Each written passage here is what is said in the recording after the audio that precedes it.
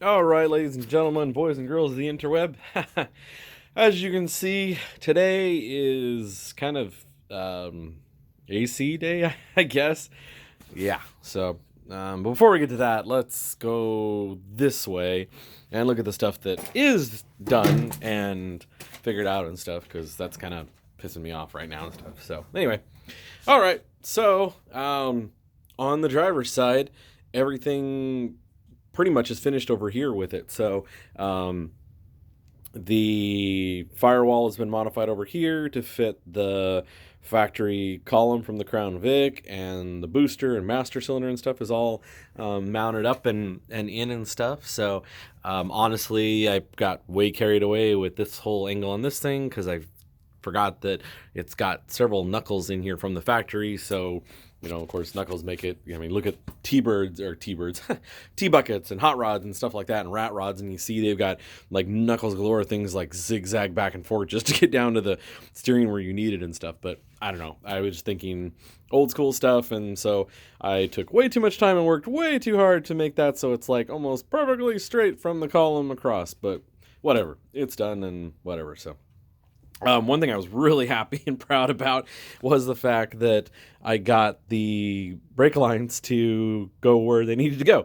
Because this master cylinder, initially when I had stuff all sitting here and was kind of, mocking things up, which any of you that have built either these or anything in general, that it's nowhere close. I don't even know why I bother going, oh yeah, this will be like right here and this will all work fantastic. In fact, originally I was like, oh yeah, that whole thing there that is in the scrap pile, I can reuse all that. That'll mount where it needs to go and da da da da da and all that kind of stuff. But yeah, that, as you can see, went completely out the freaking window. Kind of like everything went on this thing, where originally I was going to do the firewall cutting out and the Crown Vic and all that kind of fun stuff. We went this way, which I'm actually happy about because now that I've done 3 the other way, doing it this way, I mean, all of this stuff was all hacked out of here. I mean, you get it all put it back in and stuff the way it's supposed to, but I mean, you're cutting everything you see here on the screen gets cut out, and then you're cutting all kinds of like filler stuff for in here and across here and all that kind of stuff. So it still makes for a cool deal, and I'll do it again that way. But I'm definitely going to take more time on measuring and graph things in a lot better. But regardless, that's wholly different. So yeah, I was really, really happy that I was able to get these 2 lines to come up and attach in where they needed to, so that I didn't have to buy new brake line and stuff, not only for budget wise, because Corona has been lovely for that kind of stuff, but also just to try and use as much as I can with it was what's really exciting. And so I was able to do that. I did have to pop them loose from these cool holder things they have actually right here, which are actually pretty neat. So in fact, I need to pop those back together and pop ones in for here to hold this. But yeah, it's right there, and it doesn't seem to interfere with the dipstick and stuff. I may have to tweak it a little bit, but yeah, I was super excited that they were able to plug in where they needed to be. So we just have to bleed the brakes, which my lovely wife will help me do that. But yeah, so I got to make the cross member. I had this up here to kind of mock up, which we'll talk about later, because all the wiring stuff is going to pop through here like it did on the Crown Vic. So it's just a matter of whether I want to go over here, which will actually put it, as you can see, that line right there is, I realized after I got the front clip sitting over here, that's where the inner fender comes across and down. So I can either go like over here, up here, and go through like right about there with the PCM and stuff, and have it mount and punch and the wiring punch through over here, which is up above that. Or I can go back over here and punch through. That way everything's actually hidden inside the inner fender. And then I would probably like to come back in here and make some kind of covering deal so that when you look in and stuff, and plus the wheels right here, so it's going to fling junk up all inside there. So that's kind of my other hesitation about going back over here, is that now is inside the inner fender. And as you can see, the wheel well, which then the wheel splashes and kicks junk up inside there. Obviously, I'm not going to be off-roading with this or anything, but still, it's going to splash stuff up. And I know these are all, connection points because it's up in the engine bay anyway, the Crown Vic, but I don't know. So we'll see. That's yet to be determined. But yeah, all of this stuff goes through there, so we'll figure that out. So yeah, very excited that that went the way it did. And then inside here, which I kind of did some stuff on it before, but now it's actually all in its final resting place. Let's see if we can get some light up on this thing here. As I said, I got the factory, got the Crown Vic motor in there, and oops, the register's in the way and the light's falling all over the place. So, all right. So as I said before, there's the Crown Vic brake armature and stuff assembly all in there from the factory. And as you can see from down here, like I said, got that welded through, got it all seam sealed and sealed up and stuff. Got the Crown Vic brake, the Crown Vic gas pedal with the throttle and everything. So like I said, super happy about that. I'm loving that I'm able to use as much stuff as possible from the Crown Vic and from the truck. This is glorious.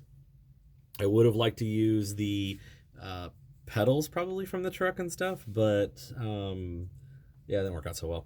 It's kind of a pain with the fact that this is not the drive-by-wire. I realized that drive-by-wire would be really awesome for this because you can put this any way you want and not worry have another cable and another hole through and all that kind of jazz. So I will have some stuff to fill in here. This was a manual transmission truck, so that'll have to get filled in. That's another reason why I don't have the brake pedal. That would have been a lot nicer with the truck, is to use the brake pedal assembly and kind of modify that with the Crown Vic. But that went to the gentleman that bought the manual transmission and engine and stuff. So, and of course, this is the Crown Vic column with the structuring back in through there. Talking with a buddy, like I said, with the whole Crown Vic swap I did before, there was the concern of, you know, structure and stuff, because you're cutting all of that stuff. I mean, everything in here is all out, and yeah, you're grafting things through on the side, but you're changing it, where this is all, you know, Ford factory, and then this stuff is all, you know, again, Ford factory stuff grafted through, and then I have supports that come up through to the firewall and stuff of the truck and the dash to help out. The collapsible, cool thing about using the shaft, as you can see back down in there from the Crown Vic, is the collapsible upper and lower are still in there for safety's sake. So front end collision, that stuff collapses instead of shoving the steering wheel up into your face and stuff. Wham! There's Ford now imprinted on your forehead forever and ever and stuff. Oh, it got scratched, by the way. Nah, oh well, it's a truck. So yeah, so that's all in there, which is really cool, and the steering all fits in the way it's supposed to, and this mounted up. Now obviously I have, you can see a little bit better from this side, these cool gaping holes here. There we go, much better. So yeah, I have that, all this fun stuff hanging. So we're gonna come out and up right about here, because this will have the, obviously the lower section for the Crown Vic column will cover all this, but then it ends there. So I'll have a covering that comes down and goes like this, either to here, or I might come down further and just kick to come, you know, back over here or something to kind of, you know, guard some of that. But again, it's a truck, it's not a car, so it's all there. But yeah, so I'm excited about that stuff. Now, whether it all works, again, I was kind of wanting not to do this video yet because I wanted to get this cool thing in here so everybody could see it, but we'll do that for the next video. It's not like we don't have time and stuff to do that and to put as many videos as we want to, and it gives stuff for you guys to watch. But I'm really excited and hopeful this is gonna all fit in like I want it to, with the factory bezel and all that kind of stuff, and the Crown Vic gauges. I'm really hoping it turns out the way I want it to with my mock-up stuff and everything. But yeah, that's that part. That's really cool. So what we're working on right now is the AC, which I am also super excited about. This is lots of fun because I'm able, actually, let's go to the other side. So as you can see, there's a duct comes over here. So for the truck, there is a register here. There's dual registers right there. And then there's one on that far end, and that's all it had, because this truck had AC and heat, but no compressor or anything like that. The lines were cut, so it's not like we could reuse that. But the Crown Vic worked fantastically. So let's go over to the passenger side here. Ugh. Now we're getting through small little garage and stuff.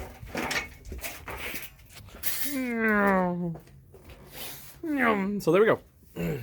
So what you can see back inside there, this is the, I don't know, airbox, I guess is what it's called.